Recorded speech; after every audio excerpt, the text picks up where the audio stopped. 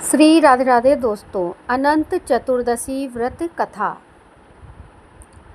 अनंत चतुर्दशी 6 सितंबर को है। आज मैं उसी की व्रत कथा आपके लिए लेकर के आई हूँ।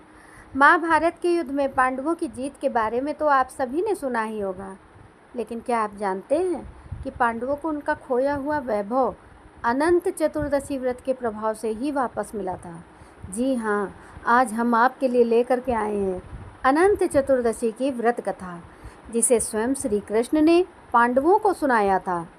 अनंत चतुर्दशी की ये कथा सुनने मात्र से ही व्रत के समान ही लाभ मिलता है।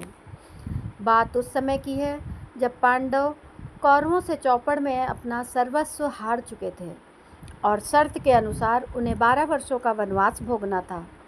वन में रहते हुए सभी पांडव और उनकी पत्नी द्रौपदी बहुत ही हताश और दुर्बल हो गए थे। तब भगवान श्री कृष्ण उनसे मिलने वन पहुँचे।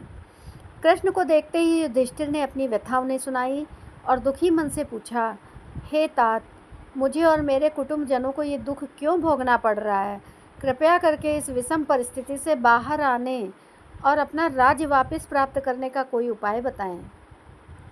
तब श्री गोविंद ने कहा कि हे धर्मराज, आपको अनंत भगवान को प्रसन्न करने के लिए अनंत चतुर्दशी का व्रत विधि विधान से करना चाहिए।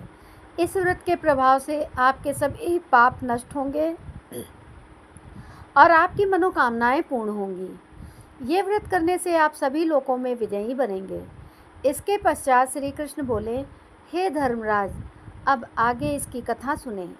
सतयुग में सुमंत नाम के एक ब्राह्मण थे, जिन्होंने वशिष्ठ गोत्र की सुंदर कन्या दीक्षा से विवाह किया था। सुमंत और दीक्षा की सुशीला नाम की एक कन्या हुई, लेकिन दुर्भाग्यवश कुछ ही समय के बाद दीक्षा को तेज बुखार हुआ, जिसकी वजह से उसकी मृत्यु हो गई। सुशीला के लालन पालन के लिए सुमंत ने कर्कशा नाम की स्त्री से पुनर्विवाह किया, लेकिन भाग्य का खेल देखिए, कर्कशा को सुशीला बिल्कुल भी प्रिय नहीं थी। सुशीला अपनी सौतेली माँ के व्यवहार से बहुत दुखी होती थी, लेकिन वो असहाय थी। जैसे जैसे सुशीला बड़ी होने लगी, ब्राह्मण सुमंत को अपनी पुत्री के विवाह की चिंता सताने लगी। उन्होंने वेदों के ज्ञाता श्रेष्ठ मुनि ऋषि कौंडिन्य से विनती की कि वे उनकी गुणवती कन्या से विवाह करें।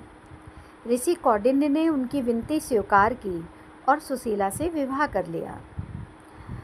सुशीला की माता कर्कशा इस पर भी खुश नहीं हुई और उसने सुमंत के कहने पर भी सुशीला को साथ ले जाने के लिए कुछ नहीं दिया।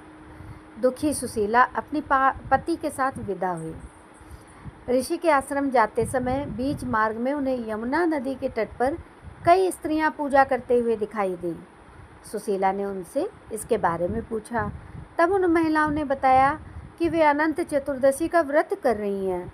ये व्रत बहुत ही पुण्य फलदायी व्रत है और इसके प्रभाव से वैभव की प्राप्ति होती है। ये सुनकर सुशीला ने भी व्रत का संकल्प लिया और विधि पूर्वक पूजा करके अनंत सूत्र को धारण किया। इस व्रत की महिमा से ऋषि कौंडिन्य का घर धन धान्य से भर गया और उनके घर में सुख समृद्धि का वास हुआ। लेकिन ऋषि कौंडिन्य सुशीला के व्रत से अनजान थे। एक अनंत चतुर्दशी पर सुशीला ने पूरी श्रद्धा से पूजा करके अनंत सूत्र धारण किया, लेकिन ऋषि कौंडिन्य को ऐसा प्रतीत हुआ कि सुशीला उन पर किसी तरह का जादू टोना कर रही है और ये धागा उसी के लिए बांधा है। उन्होंने क्रोधित होकर उस सूत्र को तोड़कर अग्नि में फेंक दिया। उनके इस कृत्य से अनंत भगवान रुष्ट हो गए। इसके बाद ऋषि कौंडिन्य का सारा वैभव और सुख धीरे धीरे नष्ट हो गया। इससे विचलित होकर उन्होंने अपनी पत्नी सुशीला से इसका कारण जानना चाहा। तब सुशीला ने उन्हें उनकी गलती से अवगत करवाया। अपनी गलती को जानकर ऋषि कौंडिन्य वन की ओर निकल पड़े।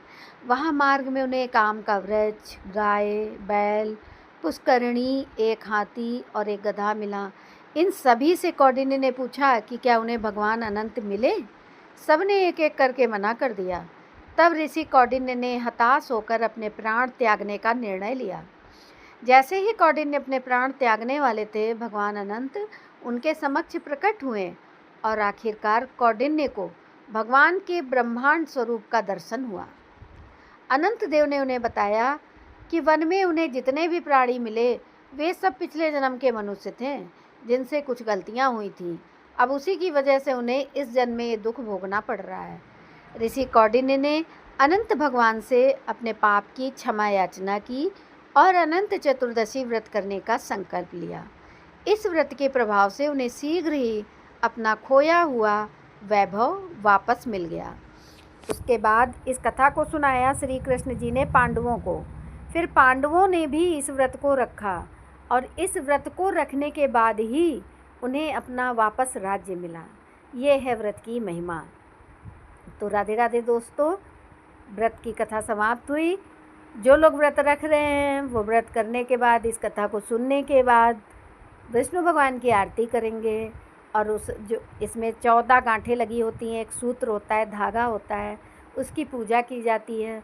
उसकी पूजा करने के बाद वो धागा अपनी बाजू में बांधा जाता है और 14 दिन तक बांधा रखा जाता है।